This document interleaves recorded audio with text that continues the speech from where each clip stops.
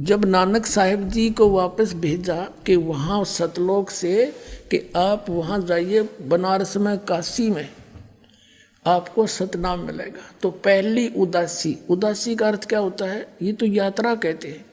पहली उदासी जो यात्रा की संसार से उदास हो गए और सतलोक से वापस आ गए, बनारस की है पहली उदासी। तो वहाँ जाकर रामानंद जी से पूछा। अब नानक साहिब जी ने गीता जी के आधार से 7 श्लोक सेलेक्ट कर लिए, 7 श्लोक, और उनमें प्रत्येक पंडित से, ब्राह्मण से, गुरु से जो हिंदू धर्म के थे उनसे पूछा करते थे कौन ब्रह्मा का पिता है, कौन विष्णु की माँ, और शंकर का दादा कौन है, हमको दो बता। फिर ये प्रश्न किया करते थे कि तुम किसको मानते हो, श्री कृष्ण, गीता बोली, वो कहते थे श्री कृष्ण जी को। तो श्री कृष्ण जी अजर अमर हैं क्या, इनके माता पिता भी हैं? तो वही बोली बोलते थे वो संत, अजर व अमर हैं, कोई माता पिता नहीं, सर्वेश्वर हैं। तो वही जो परमेश्वर ने नानक साहिब जी से प्रश्न किए थे वही सबसे वो प्रश्न करने लगे कि गीता जी अध्याय नंबर 4 के श्लोक 5 और 9 में, अध्याय नंबर 2 के 12 में, अध्याय नंबर 10 के 2 में गीता ज्ञानदाता कहता है कि तू, तेरे और मेरे अर्जुन बहुत जन्म हो लिए, हम तो जन्मते मरते हैं।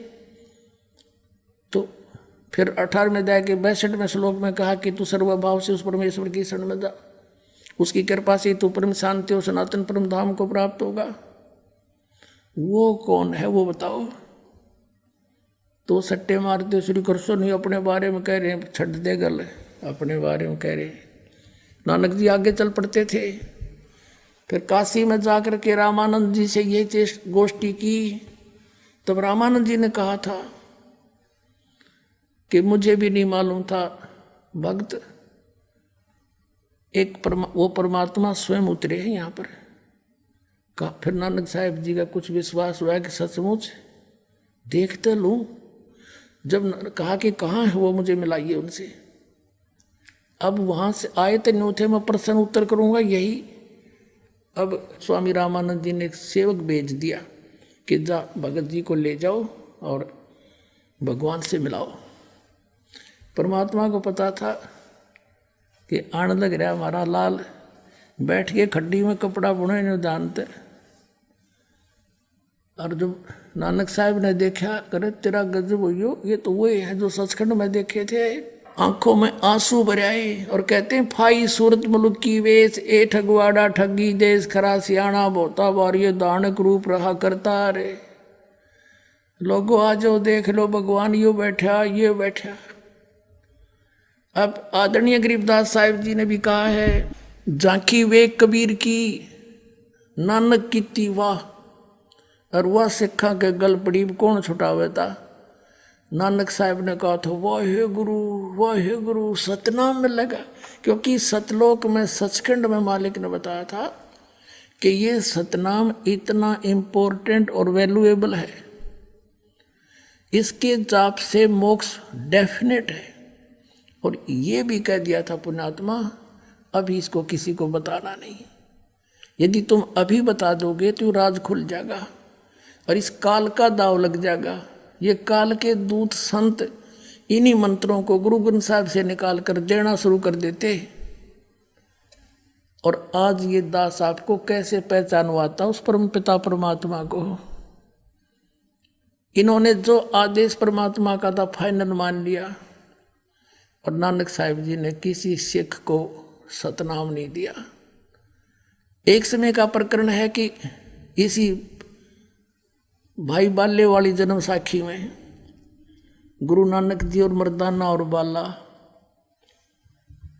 ये चले जा रहे थे समुद्र के ऊपर, लंका देखने जावे थे गुरु जी से प्रार्थना करके।